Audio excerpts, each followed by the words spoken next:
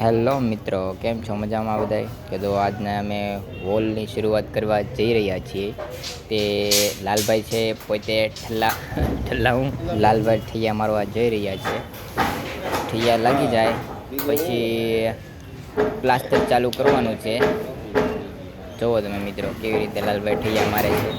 હું છું ફાફા મારું છું.